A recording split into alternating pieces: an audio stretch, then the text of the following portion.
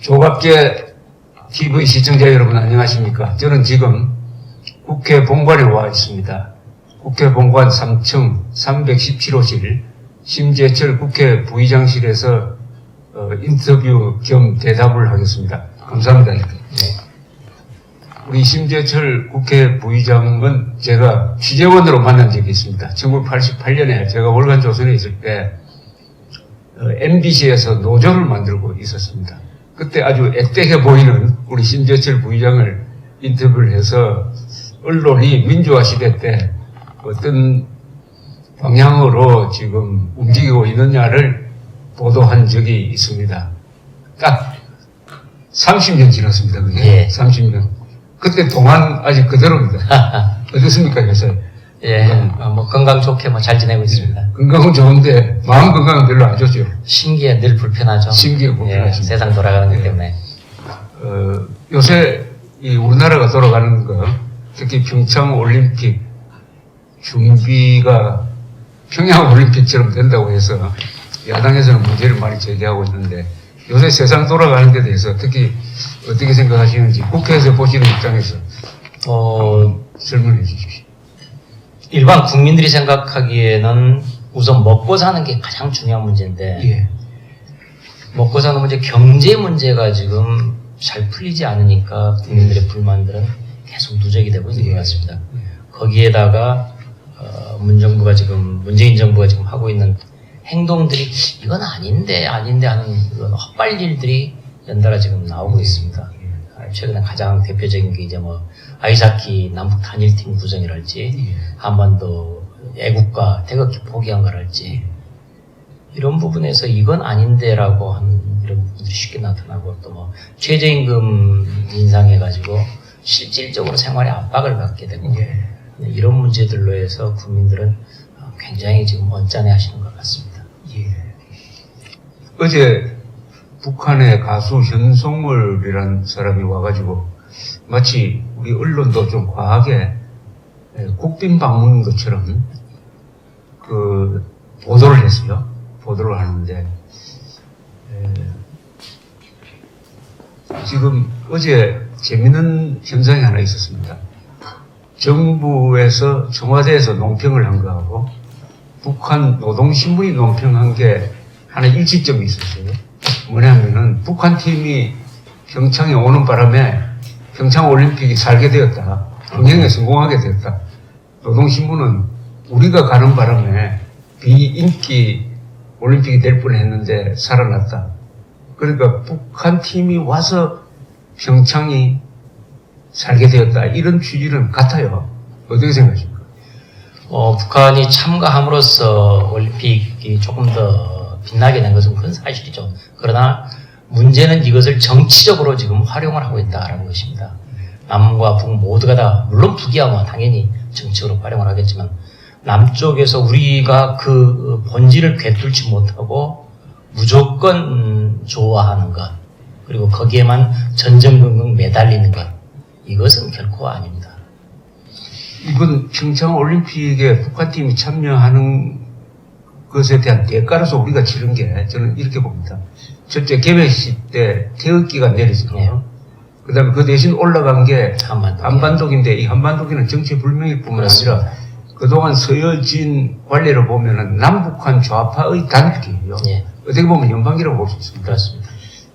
그리고 입장식 때 애국가 대신 아리랑이 나오고 그 다음에 또 단일팀을 아이스하키 팀 단일팀을 억지로 만든 거. 그 다음에 어떻게 보면 노예노당으로 만든 북한의 마식령 스키장을 우리가 홍보해주는 식으로 우리가 무리하게 북한에 가서 공동훈련을 하게 된 것 등등 굉장히 대가를 많이 치렀어요. 그렇습니다. 이 대가가 주로 국가 정체성을 훼손시키는 쪽으로 대가가 치러졌으니까 이거 계산을 잘해야 될 것 같은 생각이 듭니다. 바로 대한민국의 본질을 훼손하면서 이렇게 지금 질질 끌려가는 게 과연 맞는 일이냐라는 점에서 대단히 지금 우려가 심합니다. 실제 올림픽이 시작이 돼 있을 동안에도 바로 그렇게 이 정체성을 훼손하는 양보의 대가가 저는 구체적으로 나타날 거라고 봅니다. 그 일부 언론 매체 또는 사람들이 쉽게 뭐 흥분하고 하는 감정적인 대응들 이런 것들을 저희들이 굉장히 조심해야 하지 않을까 싶습니다. 어제 청와대 그 소통수석 비서관이 이번 북한 팀의 참여에 대한 평가를 하는 과정에서 이런 표현을 했습니다. 한두 달 전만 해도 전쟁 위험 속으로 한반도가 들어갔다. 그런데 북한 팀이 참여함으로써 적어도 올림픽 기간만은 평화가 보장되었다. 이런 표현을 했어요. 이 표현에 대해서 어떻게 생각하십니까? 그것도 매우 근시안적인 표현입니다. 예. 당장 올림픽 기간에는 도발을 하기가 쉽지가 않겠죠. 예. 국제적으로 저희들이 지네들이 망하는 길이니까. 그러나 그 이후에는 문제의 본질은 핵을 계속 고도화시키고 있다는 거. 그렇죠. 그 본질은 하나도 변한 게 없습니다. 단지 어떤 측면에서는 핵을 완성할 수 있는 시간을 오히려 또 줬다라는 지금 이런 얘기도 할 수가 있습니다. 그렇기 때문에 그 부분에 소통수석이 얘기했던 대목은 문제를 굉장히 자기들의 일면만 보고 일방적으로만 지금 해석하는 거다. 잘못된 거다라고 생각합니다. 저는 한두 달 전에 만약 전쟁 위험으로 들어갔다는 것이 사실이라면 저는 그게 과장이라고 봅니다. 사실이라면은 하나 문제가 있는 게 그러면은 국민들을 상대로 핵 방어 훈련을 해야 될 거 아닙니까? 그죠? 그렇습니다. 그러니까 청와대에서는 지금 전쟁 일보 직전에 갔다라고 판단하는데 그렇게 하면은 국민들을 자극하기 때문에 핵 방어 훈련을 안 한다고 지금 하고 있지 않습니까? 네. 그러니까 지금 폭풍이 오고 있는데 선장이 대피 훈련을 승객들한테 시켜야 되는데 안 시킨 거하고 마찬가지 아닙니까? 그렇습니다. 네. 그러니까 이것은 평창을 띄우기 위해서 오히려 북한의 참여를 미화하기 위해서 현실을 과장한 거고 그 다음에 두 번째 요 기간만은 평화롭게 되었다는 게 이게 무슨 말이냐 그죠? 근원적인 해결은 전혀 안 되는 건데 단지 유보됐을 뿐인데 유보되고 시간 벌기를 해줬을 뿐인데 그리고 이 체육회담이 그럼 북한 비핵화 회담으로 발전돼야 되는데 그 가능성이 없지 않습니까? 그렇습니다. 없습니다. 예. 그러면 어제 소통 비서관의 이 국민들에 대한 보고는 사실과 너무나 다른 보고고 결국은 노동신문이 말한 우리 덕분에 평창올림픽이 흥행에 성공한다는 것을 똑같은 시각으로 이야기한 거예요.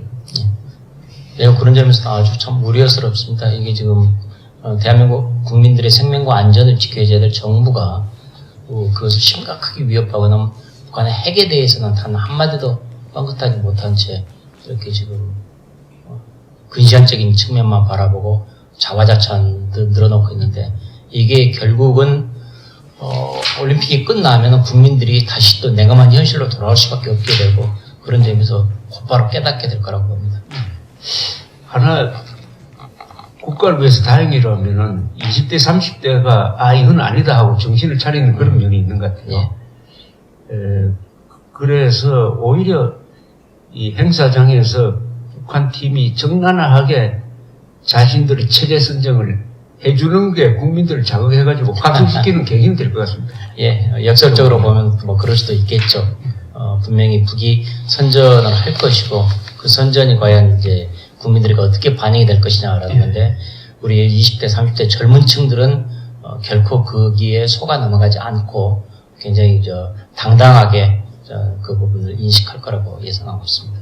조금 이따 본격적으로 여쭤보겠습니다만 지난 11월 말에 우리 국회 부의장님께서 두 차례에 걸쳐서 지금 문재인 정부의 소위 적폐청산이 가진 위헌성을 아주 논리적으로 지적을 했습니다. 그것과 연관해서 원래 들어와서 일어나는 일 중에 국가 정통성, 정체성과 관계되는 데서 이 정부가 취하고 있는 게 아주 헌법과 안 맞는 게 몇 가지 있는데 말이죠. 첫째, 올해가 1948년 8월 15일 대한민국 건국 70주년 아닙니까? 50주년 행사를 김대중 정부가 치렀습니다. 60주년 행사는 이명박 정부가 치렀어요. 당연히 문재인 정부는 70주년 행사를 거창하게 치러야 되는데 일체 치르지 않고 1919년 상해 임시정부를 마치 건국 예, 예. 100주년으로 보는 것 같은 이 상당히 모순이 많은 쪽으로 가면서 대한민국을 생일 없는 나라로 만들었습니다. 예. 동시에 절대로 내릴 수 없는 더구나 주최국의 국기를 내렸어요. 예. 그러면은 생일을 없애버리고 국기를 내린다고 하는 것은 이 정부가, 이 대통령이 대한민국의 국가 정통성과 정체성을 과연 존중하느냐 아니면 부정하느냐 하는 근원적인 저는 의문을 제기하고 있다고 봅니다. 예, 지적하신 점 맞습니다. 대한민국 건국이 언제 됐느냐. 물론 상해 임시정부 그분들의 독립을 위한 투쟁 노력은 저희들이 인정하지만서도 그것이 국가로서의 틀은 제대로 갖추지를 못했다. 그런 점에서 나라를 새로 생긴 대한민국이라는 나라는 1948년 8월 15일 날 그때 비로소 이제 탄생한 것이고요. 그런 점에서 대한민국의 정체성, 우리의 생일을 분명하게 찾아야 된다라는 점은 문재인 대통령이 분명히 역사인식을 잘못하고 있다라고 말씀할 수가 있습니다. 저는 이게 국회와 관계된 것이라고 봅니다. 예. 왜냐하면은 대한민국이 건국된 것은 선거를 통해서 수립된 정통성이 있는 네. 정권이므로 유엔이 한반도에서 합법적인 국가로 인정한 거거든요. 그렇습니다. 유엔은 합법적인 정부로. 예. 그 시작이 1948년 5월에 말하자면 최초의 총선에 네. 국민들 90% 이상이 참여해가지고 국회 구성하고 국회가 헌법 만들고 헌법에 따라서 정부가 수립된 거 예. 아니겠습니까? 그렇습니다. 그래서 저는 만약 문재인 대통령이 1948년 8월 15일 대한민국 건국을 부정하는 것은 국회를 부정하는 겁니다. 선거를 부정하는 겁니다. 따라서 건국에 반드시 필요한 민주적 정당성을 부정하는 거예요. 예. 정당성을. 그러면 북한에 대해서 우리가 우월적 위치에 서 있는 것을 스스로 부정하는데 저는 문제를 두고 있습니다. 그렇습니다. 우리의 출발 자체를 스스로 깎아내리는, 인정하지 않는, 그래가지고 도대체 어떻게 남과 대등하게 지금 붙을 수 있겠느냐, 이런 점에서 말씀하신 대로 북에 대해서도 그 부분에 대해 지금 상해 임시정부 가지고는 나중에 북으로 옮겨간 사람들 일부도 상해 임시정부에서 이미 참여를 해드렸습니다. 그래서 그런 부분에서 자, 그렇다면 우리도 거기에 참여했었다, 이런 식으로 지금 나올 경우는 도대체 어떻게 대응할 것인지 대한민국이라는 정체성 문제에 있어서 매우 심각한 지금 오류를 범하고 있는 것입니다. 근데 지금 국회의장이시니까 국회 차원에서 이 문제를 제기할 필요는 없습니까?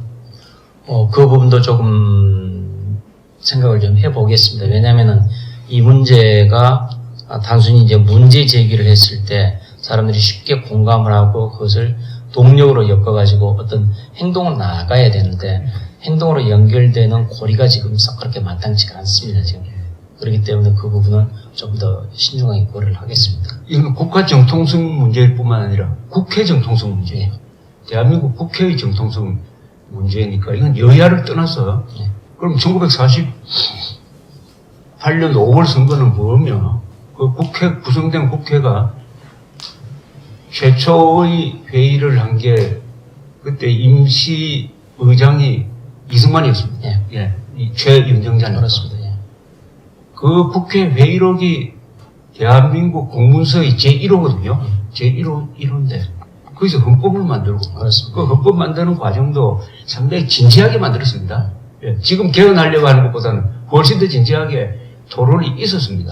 그런 이 민주적 정통성 국민의 총의를 모아서 최초 우리나라 2000년 역사상 최초의 국민 국가를 만들었다는 예. 이 위대한 점을 한마디로 없애버리는 거 아닙니까? 그렇습니다. 대한민국이 건국됐다는 것은 어마어마한 그렇죠. 역사적 사실인데 저희들이 역사에서 예전에 지금 뭐 삼국시대 고려가 언제 건국됐다, 네. 이조가 언제 건국됐다, 그런 얘기만 하고 있는데, 그렇다면 그거에 필적하나 아니냐, 오히려 그것보다 현재 우리가 살고 있는 이 나라에서 더욱더 중요한 것이 바로 대한민국의 탄생이고 건국인데 그 자체를 인정하지 않겠다. 이건 심각한 오류입니다. 이게. 저는 정체성보다도 정통성이 더 중요하다고 생각하는 사람이거든요. 그렇습니다. 예. 그 남북 간의 대결이 민족사의 정통성과 삶의 방식을 놓고 다투는 타협이 절대로 불가능한 총체적 권력 투쟁이라는 게 저 인식입니다. 예. 그 바탕이 민족사의 정통성입니다. 그렇습니다. 그러니까 북한 노동당 정권이 한민족을 대표하느냐, 대한민국이 한민족을 대표하느냐의 싸움을 지금 하고 있는데, 그렇습니다. 예. 우리나라 대통령이 대한민국의 정통성의 근거를 허물어버린 거예요. 그 허물어버린 게 그것으로 끝나는 게 아니라 그 뒤에 지금 태극기를 내린다든지 애국가를 일시적으로 안 부른다든지 하는 것과 다 여전히 연관성이 그렇습니다. 있습니다. 예. 다 그러니까 근원적으로 문재인 대통령은 과연 대한민국을 인정하느냐 하는 데 대한 근본적인 의문이 생기는 거예요. 예.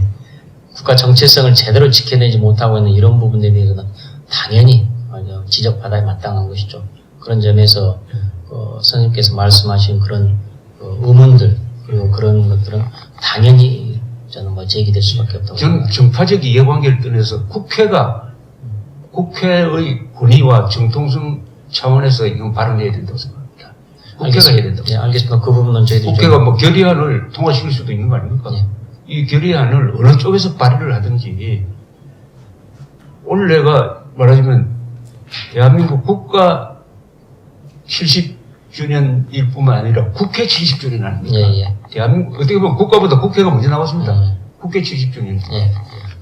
선생님 말씀하신 것 저희 굉장히 유념하고 명심하겠습니다. 또 이제 개헌은 우리 부의장께서 직접 관련하실 부분이고 그 국회 개헌안이 만약 국회에 올라온다 보면은 그 회의할 때 사회도 보셔야 될 예. 그런 입장이시고 하니까 굉장히 직결되는 문제인데 지금 그 국회 개헌 특위 자문위원회에서 개헌안이 나올 때까지 조선일보가 보도하기 전에는 이 국회의원들은 그 무슨 내용인지 잘 몰랐습니까?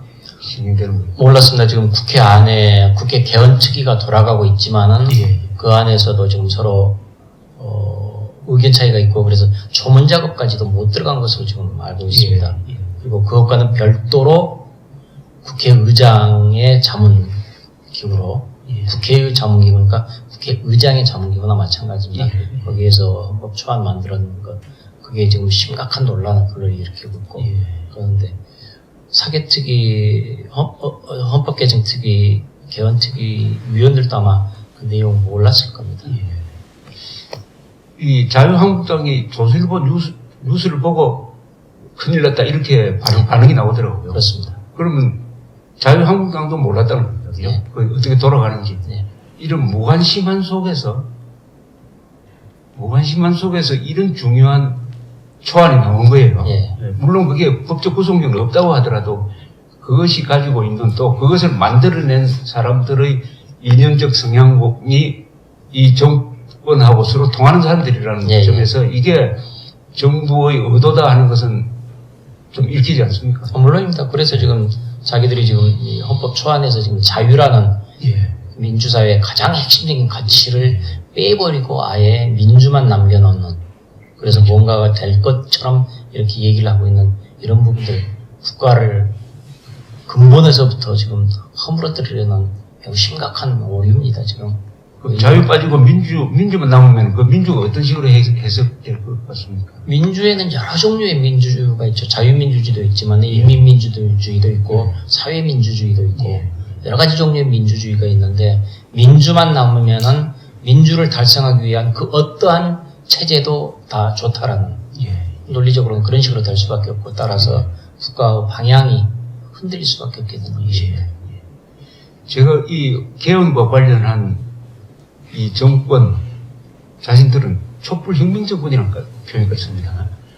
이 사람들이 이야기를 딱 종합해보면 이런 방향이 느껴지는데요. 첫째, 자유민주적 기본 질서를 빼겠다는 거 아닙니까? 예. 자유민주적 기본 질서는 우리 헌법의 핵심이죠. 영혼이죠. 예. 영혼이고 뭐 원리 중에 원리인데 두 번째는 이 말하자면 경제 정책에서 노동자 중심입니다. 그죠? 노동자 또는 그분들이 말하는 서민 중심이에요. 민중 중심입니다. 그러면 이것은 노동자를 일종의 계급화하는 거라고 생각합니다. 특권 계급화. 그 다음에는 지방분권 공화국을 분명히 하겠다고 했습니다. 예.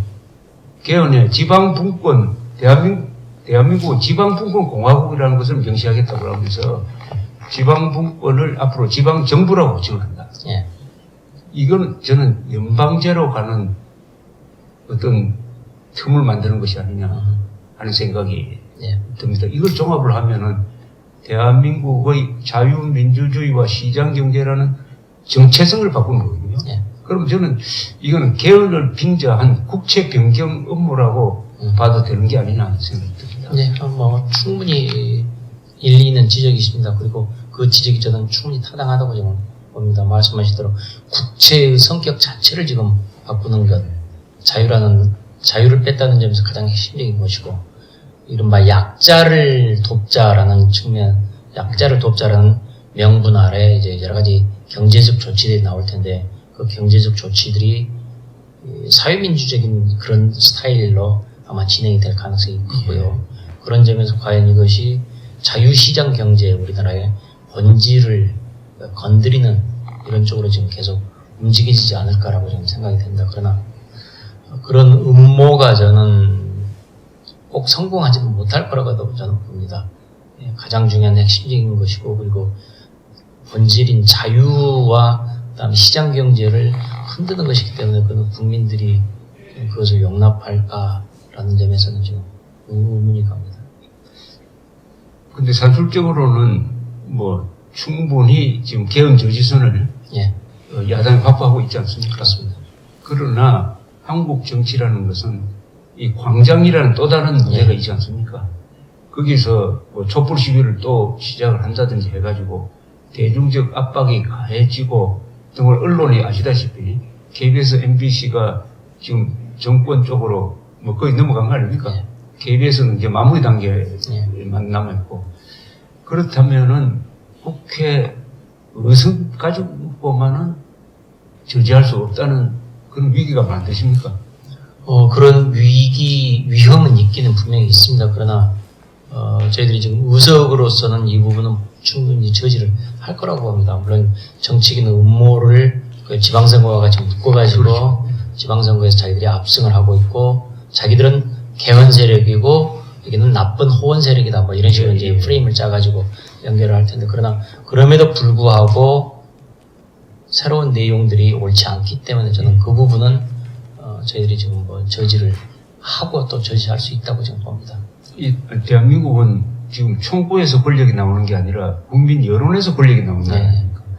그러면 여론이 이런 헌법 개정은 이 자유민주주의 대한민국을 부정하는 것이다라고 딱 알아야 된단 말이죠. 네. 그럼 알도록 하는 노력이 야당에서 있어야 된다는 거죠. 그러니까 그런 노력이 지금 이 자유한국당이 과연 있겠느냐 하는 데 대해서 의문되는 거예요. 그 부분이 지금 선생님께서 걱정하시는 만큼 좀 우려는 좀 됩니다. 네. 그러나 분명히 이 부분은 정체성 같이 깊이 있게 들어가지 않더라도 이 부분 이 개헌으로 해서 우리가 판을 깔아줄 수는 없다라는 정치적인 계산에서도 저희들이 이제 동의를 하지 않을 거라고 봅니다. 그럼 이 부의장께서는 국민들한테 이런 개헌은 안 된다고 설명하셔야 되는데 어떤 점에서 그렇게 설명하시겠습니까? 만일 초안대로 자문위원 초안대로 그 자유라는 핵심 가치가 사라졌다면은 그 부분에 대해서는 반드시 국가의 정체성 부분을 촉구를 해야죠. 저희들이 경각심을 깨우쳐야 되고, 그런 점에서 그 부분을 다시 할 것이고, 그다음에 또 경제 부분에서 과연 어떤 얘기들이 나올 것인지 그건 좀 더 구체적으로 이제 보고 다시 논의를 할 겁니다. 그래서 저희 국회 안에 있는 개헌특위 그쪽에도 저희들이 경각심을 좀 주고 당에서도 총체적으로 대응을 하도록 저희들 끊임없이 촉구하겠습니다. 근데 지금 이 정도의 개헌이면 이게 사실은 재정 수준의 개헌입니다. 단순한 한문국 바꾸는 게 아니지 않습니까? 예. 국가의 성격을 바꾸니까. 그렇습니다. 과연 헌법 개정을 통해서 국가의 정체성을 바꿀 수 있느냐? 저는 그것은 헌법 개정 범위를 초과하는 거라고 봅니다. 예. 그건 헌법으로 할 수 있는 것이 아니고 혁명이 일어나면 할 수가 있습니다. 그렇습니다. 예. 혁명이 일어나면은 국가 정체성을 바꿀 수가 있는데 혁명이 아니니까 선거를 통해서 수립된 정권이니까 그것은 선거의 기초가 되는 헌법의 본질은 바꿀 수 없다 하는 헌법학자들 이야기가 다수입니다. 예. 그게 문제고 이 정도의 개정 아닌 재정 수준의 헌법 개정을 하려면 국민들이 전부 알아야 되고 예. 그 논의 과정은 몇 년이 계속돼야 된다고 봅니다. 그렇습니다. 예. 그래서 지금 6월 지방선거에 같이 얹혀서 개헌을 해서는 안 된다라고 저희들은 생각을 하고 있고 아무리 양보를 하더라도 충분하게 올 1년 동안에 충분하게 논의를 해야 된다라는 것이고 그리고 원론적으로는 말씀하신 대로 이게 국가의 정체성과 관련된 부분이면은 1년이든 2년이든 아니 10년이든 그렇죠. 제대로 논의를 해야 되고 하지만 이게 이제 정치적인 권력 구조, 정치적인 권력 관계 때문에 기간이 무한정 늘어지지는 않겠지만 그러나 분명히 이번 6월 지방선거에 이것을 같이 얹혀서 어영부영 넘어가려고 하는 것은 대단히 잘못된 것이고 그 부분은 저희들이 막아내겠습니다. 지금 심재철 부의장 아마 지역구에도 이런 일이 벌어지고 있습니다. 동사무소에서도 지금 서명을 받고 있습니다. 예. 그게 지방 분권 개헌 촉구 서명을 받고 있습니다. 그러면은 출마할 이 시장, 군수, 지사 이런 사람들이 여야를 떠나서 표를 얻기 위해서 지방 분권 개헌하자는 그게 공약을 내걸지 않을까요? 아마 자유한국당까지. 내걸기도 할 겁니다. 그러나 지방 분권에서 가장 핵심적인 게 재정권인데 예. 돈에 관한 권리를 달라고 하고 그다음에 조세 재정 그다음에 재정을 확보할 수 있는 권한을 얻는 그게 중앙정부가 쉽게 풀릴 문제는 아니라고 봅니다. 그래서 이번 지방선거의 지방분권이 공약의 형태로 그다음에 선전선동의 형태로나 나올 수 있겠지만은 그것이 구체화되기는 쉽지는 않을 거다라고 저는 보고 있습니다. 그런데 저는 이게 우리 탄핵 사태를 겪으면서 잘 보았지만 우리나라 언론이 가지고 있는 선동성 그리고 지금 그 언론의 권력이 직접적인 영향을 미치고 있다는 겁니다. 그 다음에 우리 국민들이 그런 언론의 선동에 잘 넘어갑니다. 이게 논리적, 지금 우리 신 부의장께서는 상당히 논리적으로 이야기를 하시는데, 우리 국민들이 가지고 있는 그 감성적 특성이 개헌 쪽으로 기울기 시작했을 때, 여의도가 포위가 돼가지고, 하나의 고도처럼, 섬처럼 돼가지고, 과연 이런 대중선동에 맞설 수 있느냐 하는 불안감이 있습니다. 예, 저희들이 아무튼 제대로 잘 싸워야죠. 그런 대목은 지적하신 대로 그런 불안감은 분명히 있고 취약한 점이 분명히 있을 것입니다. 그러나 그런 대목들은 분명하게 싸우고 따라서 이것이 본질에 관한 문제다. 단순한 몇 개를 바꾸는 것이 아니라 대한민국의 정체성과 관련된 우리의 본질에 관한 문제니까 다시 해야 된다는 것들을 끊임없이 경각시키는 수밖에 없겠죠. 작년 11월 말에 이 두 건의 발표문을 하셨는데, 이거는 문재인 정부 들어서고 나서 일어나고 있는 이 적폐청산이 절차적 법치주의를 위반하고, 이것은 헌법도 위반한 것뿐만 아니라 이것은 대통령이 주도하는 내란의 혐의가 있다라고 아주 어떻게 보면은 정권 쪽에서 보면 굉장히 과격하고 이 자유민주주의 세력 입장에서 보면 굉장히 후련한 말씀을 하셨는데, 저도 그걸 밑줄치 가면서 자세히 읽어봤습니다. 이 글이 사실은 예고 없이 갑자기 나왔거든요. 예. 왜 이런 글을 쓰시고 발표를 했습니까? 지금 문재인 정권이 지금 이른바 적폐청산이라는 미명 아래 벌이고 있는 작업들이 저희들은 국회의원으로서 당연히 법적 근거를 따질 수밖에 없는 것인데 아무런 법적 근거도 없이 대통령의 구두 지시 하나만으로 이렇게 쭉 풀어나가는 거, 이거는 분명히 잘못되어 있다. 헌법에서도 어긋나는 것이고 형사소송법도 어긋나는 것이고, 그렇죠. 적법 절차를 지키지 않는데, 민주주의는 어찌 보면은 절차적 민주주의, 그렇죠. 절차를 지키는 것이 바로 민주주의인데, 민주주의 자체를 훼손한 것이기 때문에 이것은 지적을 해야 되겠다.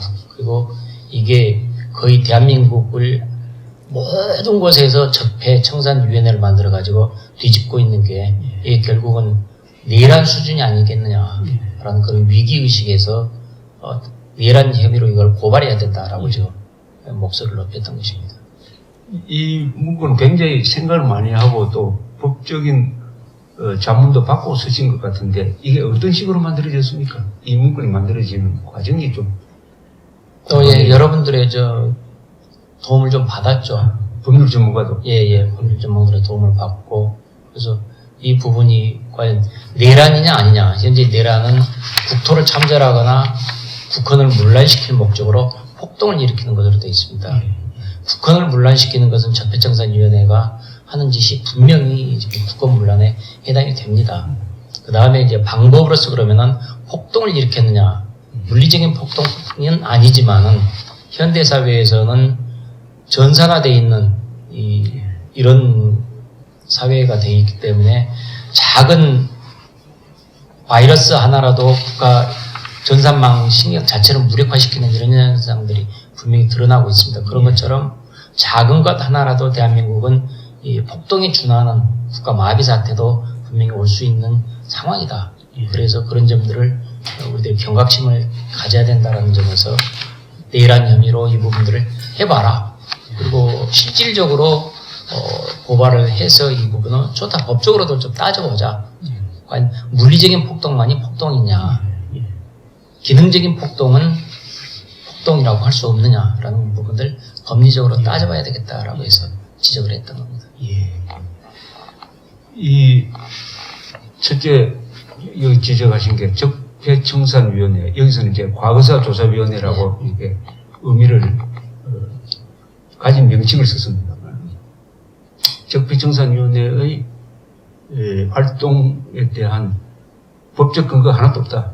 그죠? 대통령의 지시 또는 의지에 의해서만 그렇습니다. 이루어지는 일종의 불법단체라는 거죠. 불법단체가 정부기관 위에 타올라가지고 정부기관을 조종하고 있다. 이런 뜻이죠. 그렇습니다. 그게 이 법집학의 핵심이죠. 그렇습니다. 그러니까 어떻게 보면 사적기관이 공적기관을 무력화시키고 그렇습니다. 어떻게 보면 이건 국회를 무력화시켰다는 이런 의미죠. 결국에는 지금 법적 근거 없으니까 국회도 그 부분에 대해서 아무 소리도 못한 거니까 국회도 무력화됐다는 그런 지적이 분명히 있습니다. 그러니까 이 행위 자체가 내란을 구성할 수 있다. 그렇습니다.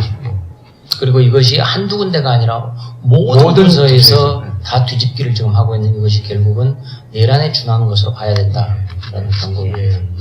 아주 이것은 물론 전통적인 법조인들은 국헌문란과 국토 참제를 위한 폭동이라고 명시되어 있으니까 이 폭동은 아니다. 폭동은 물리력을 동원해야 되는데 이 폭동을 어떤 게 해석해야 되느냐. 우리 신 부의장께서는 현대 사회에서는 그 폭동의 개념을 다른 방향으로 꼭 거기 그 말에 얽매일 필요가 없다 이렇게. 그렇죠. 세상이 지금 바뀌었고 완전히 지금 전산화가 되어 있는 이런 상황에서 물리적인 폭동뿐만이 아니라 기능적인 폭동도 가능하다.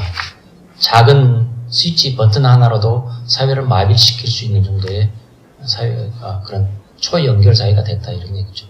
그 대목이 이런 대목입니다.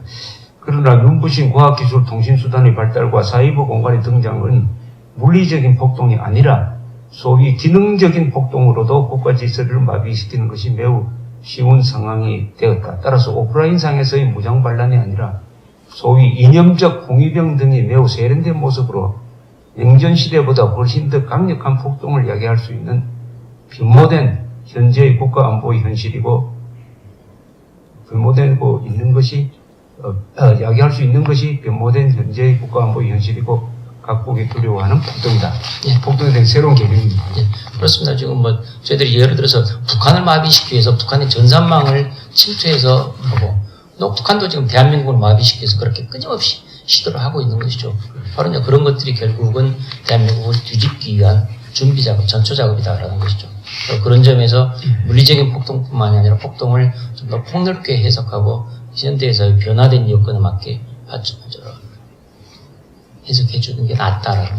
또 이 대목 발표문에서 머리에 딱 박히는 것 중에 하나가 정부가 그런 내란을 하기에 가장 좋은 조건을 가진 단체다. 이런 지적을 하셨죠. 그렇습니다. 정부 자체가 정부 자체가. 예 가장 그 마음만 먹으면 쉽게 할 수 있는 것이 가장 다른 어떤 조직보다도 정부 자체인 거죠. 그러니까 말하자면 북한 공산군보다도 남한에 있는 종북 세력보다도 정권을 잡은 정부가 결심만 하면은 적법 절차를 무너뜨리고 다른 기능, 뭐 공위병적 기능이든지 뭐 IT 기술을 동원한 거라든지 해가지고 국헌을 문란시킬 수 있는 가장 확실한 능력을 갖고 있다 이런 이야기죠. 그렇습니다. 뭐 운전대 자체를 잡고 있으니까 문제들을 잡고 있습니다. 예, 어디로 갈 것인지도 운전대 잡은 사람이 가장 중요한 것이죠. 그럼 이런 논리는 법리는 성립될 수 설명은 성립될 수 있을 것 같은데 가장 힘이 센 그리고 가장 위험할 수도 있는 권력에 대해서는 이 폭동의 개념을 새롭게 해석을 해야 된다.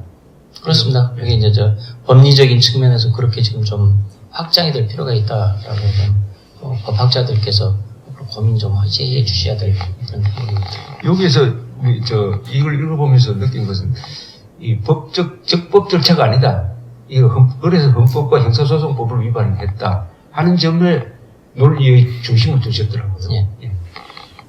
그 대신 지금 이 방향이 대한민국 헌법 체제를 부정하고 국가 정체성을 부정하고 북한 정권에 대한 생각은 애매하고 지금 소위 적폐청산으로 구속되거나 수사받고 있는 사람들을 한 줄로 딱 세워보면은 방공전선에서 자유를 지키기 위해서 활동했던 사람들 중심 아닙니까? 그죠? 예.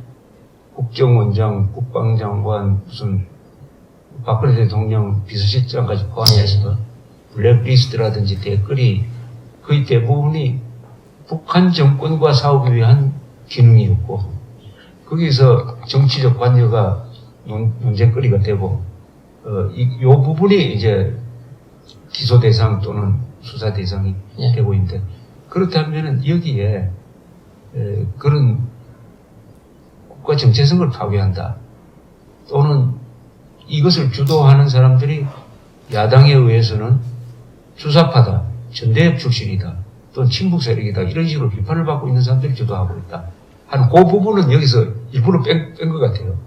그런 정체성에 대해서는 그 뭐 하나에다가 한 성명에다가 모든 걸 다 집어넣을 수는 없으니까요. 그런 점에서는 이제 그 부분에 대해서는 뭐 따로 또 충분히 언급해도 될 만한 대목이라고 봅니다.